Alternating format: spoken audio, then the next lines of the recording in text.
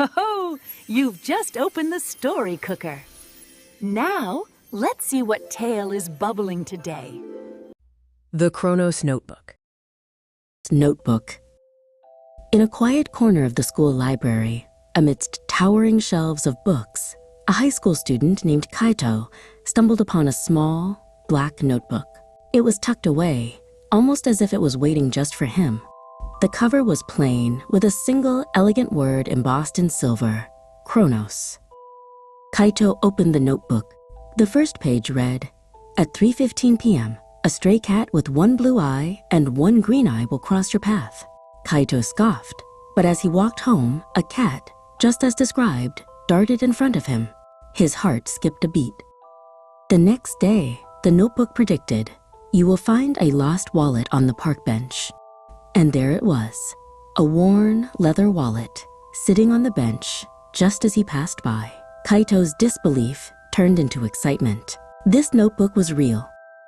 The predictions continued, each one more specific and astounding than the last. Kaito aced a surprise quiz, avoided a sudden downpour, and even knew what his friend Haru would say before he said it. Kaito felt like he had a superpower. But then, the notebook's predictions started to feel less like a gift and more like a burden. It foretold a minor accident where Haru would trip and sprain his ankle during their soccer game.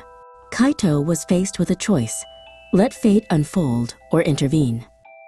During the game, Kayun and To saw the exact moment the notebook described. Haru was about to make a sharp turn on a slippery patch of grass. Kayun's heart pounded in his chest. He had to do something. "Haru, pass," Kaito yelled, creating a split-second distraction. Haru hesitated, looked up, and passed the ball. He avoided the slippery patch, and the game continued without incident. Haru was safe. That evening, Kaito opened the notebook. The prediction about Haru's accident was still there, but now, a new line had appeared beneath it, written in shimmering ink. "Destiny is not a path we follow, but a river we navigate." Kaito realized the notebook wasn't a script for his life, but a guide. It showed him possibilities, but the choices were still his to make. He had the power to change the course of the river, to shape his own destiny and protect the people he cared about. From that day on, Kaio used the notebook not to predict his life, but to make it better. He helped his friends, seized opportunities, and faced challenges with courage and a newfound wisdom. He learned that the future wasn't set in stone and that the greatest adventure was writing his own story, one choice at a time. The next week, a new student named Akari joined Kaio's class. The notebook had predicted it. "The one who walks a similar path will notice you." As the teacher introduced her, Akari's calm, observant eyes met Kaio's. She offered a small, knowing smile that sent a shiver down his spine. Kaito grew wary.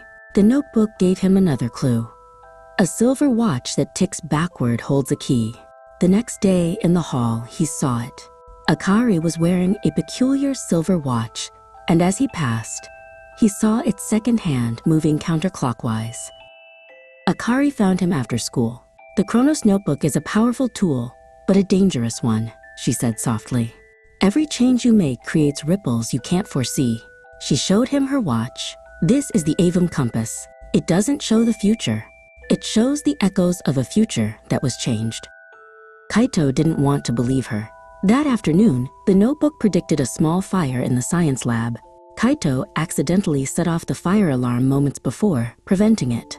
Later, Haru complained that the drill had caused the school's star runner to miss practice. They might lose the championship now. Kaito felt the first cold ripple of his actions.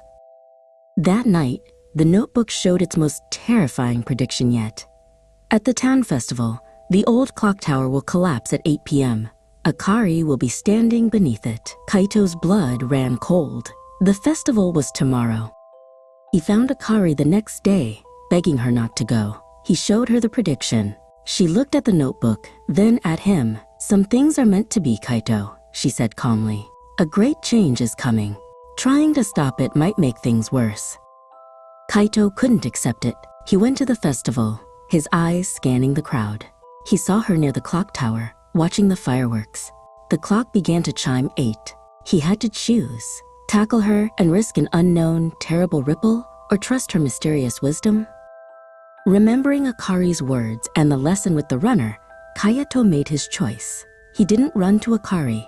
Instead, he sprinted to the festival's main stage, grabbed a microphone, and shouted, "Everyone, look! A rare shooting star right above the clock tower." The crowd, including a surprised Akari, looked up. In that moment of shared distraction, a deep groan echoed from the tower.